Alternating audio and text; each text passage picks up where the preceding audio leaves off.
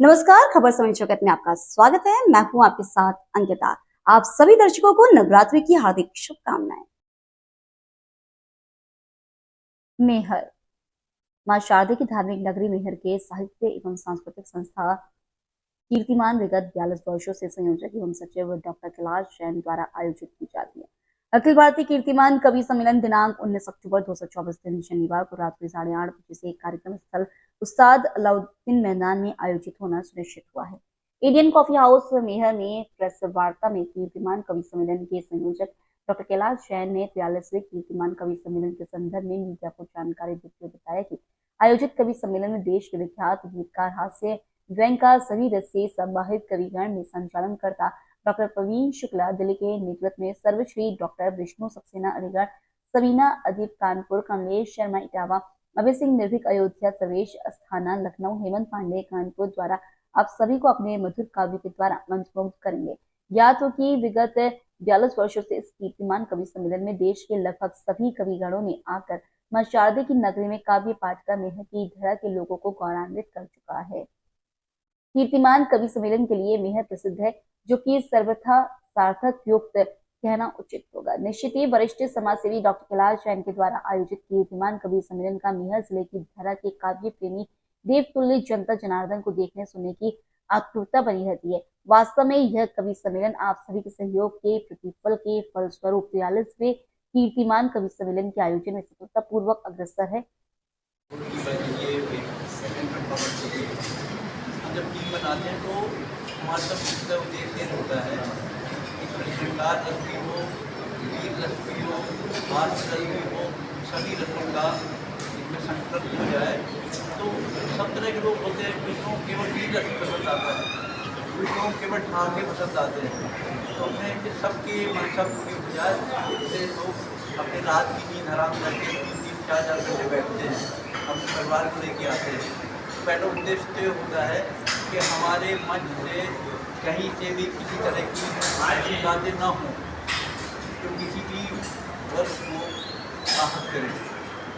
मुख्य उद्देश्य है सरकार के हमारे पास 2 बड़े नाम बहुत ही हस्ताक्षर हैं, डॉक्टर सक्सेना जो हिंदुस्तान के नंबर 1 के गीतकार माने जाते हैं और यहाँ बैठे जितने लोग अनेकों बार उनको सुना है और अनेकों बार सुनने के बाद भी बोलते कि हमको और सुनना था।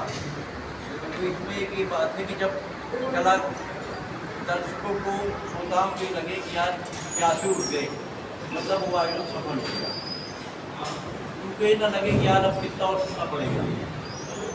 तो इस बात के विशेष ध्यान भी आयोजक रखते हैं, जो उजाला बोलते हैं, उनको पता है कि इनको कितना बोलना चाहिए। बात बेहद बेसलीका हो मगर बात कहने का सलीका चाहिए। इन कवियों को सब सलीका अच्छी तरह पता है कि हमको कहाँ पर ठहरना है, कहाँ पर आगे जाना है, कभी ऊंचाई तक पहुँचते कि उसकी ईमानदारी तक पहुँच पाए। मैं आपको ईमानदारी से बताऊँ और आप सबको मैं बोलता हूँ कि एक बार आप कवियों से बात करेंगे तो कल बोलेंगे कि हमारा एक सपना था कि हम एक कीर्तिमान मंच पर बैठे। एक मैहर के दर्शक, मैहर के श्रोता पूरे विश्व में प्रसिद्ध हैं कि भैया वहाँ जो कविता सुनी जाती है दुनिया में कहीं और नहीं सुनी जाती। वो मैहर लोगों ने सिद्ध किया। तो विष्णु सक्सेना जी के अलावा हिंदुस्तान में विश्व की नंबर 1 शायरा विश्व की, ये मैं पूरे चैलेंज के साथ कह सकता हूँ। सबीना जी कानपुर से आती हैं, वो हफ्ते में 5 दिन तो विदेशों में ही समझ लो हवाई यात्रा करती सुबह यहाँ शाम को वहाँ कहाँ 2 तो हम हर जितने 45 आयोजन की तारीख है, हर वर्ष एक हम मुस्लिम शायरा को या शायर को अवश्य रखते हैं, एक बैलेंस बनाने के लिए। कोई हिंदी जिसको बोलते हैं गंगा जमुनी संस्कृति, उसका निर्वाह हो और हम असाल करते हैं, चाहे वंजिम ड्राइवर को बुलाएं, चाहे कुमार जावेद साहब को बुलाएं, चाहे राज गौरी साहब को बुलाएं, सागर आदमी साहब अद्भुत थे। तीसरा वीर रस, लोगों को सिर्फ वीर रस सुनना ही पसंद आता है। वीर रस के लिए इस बार हमको एक ऐसे हस्ताक्षर मिल गए हैं जिनका नाम है अभय सिंह निर्भीक। अभय सिंह निर्भीक लोग आप सुनेंगे तो आपके मन में एक अलग चीज़ कि हमको भारत हिंदुस्तानी होने पर गर्व है। उनकी कविताएं सुन के आपका मन ऐसा हो जाएगा कि वीरता होती क्या है। इसके अलावा भक्ति रस से डूबे हुए कमलेश शर्मा जी हैं, उन्होंने सिद्ध किया है कि ये जो लोग पूछते कि राम थे या नहीं, उनने एक एक करके 25, 30, 40 उदाहरण दिए हैं, चाहे वो सबरी के बेर पाए हों, चाहे इंदा के वो क्या उद्धार किया हो, पूरा उन्हें कविता बस करके पूरे एक कविता पूरे स्कूल पाए हमारे संचालक जो पूरी सिद्धि जी हैं, अद्भुत हैं। वैसे हमने भी पूरे हिंदुस्तान में कोई संचालक नहीं छोड़ा जिसको मैहर का बुलाया हो, चाहे वो कंसनी रहे हों, चाहे वो कुमार विश्वास की सुचारू चलाया अपने शशिकांत यादव जी।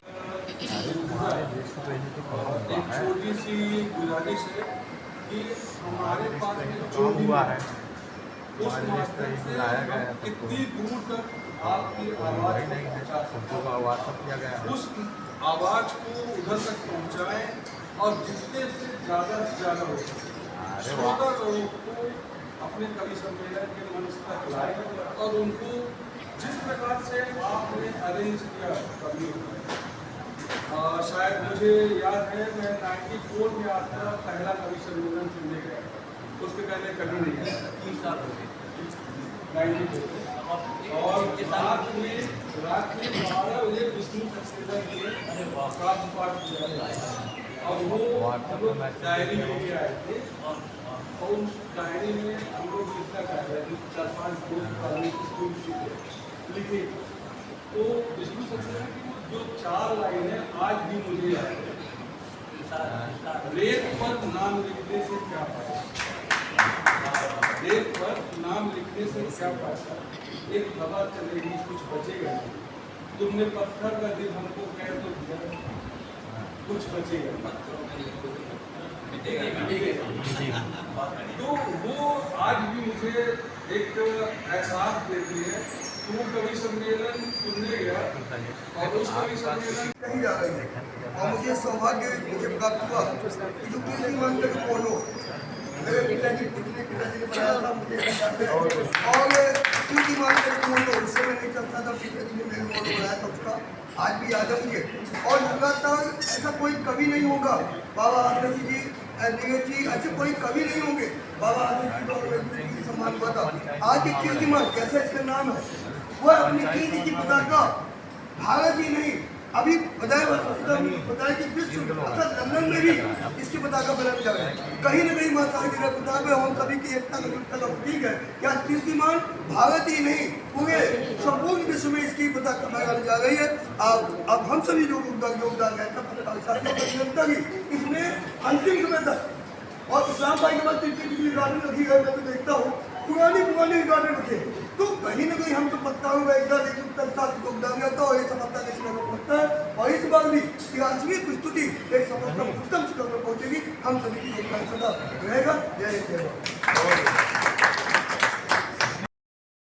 मेयर से खबर समय चक्रवर्ती प्रकाश सोनी की report. For latest news, subscribe to our channel and press the bell icon.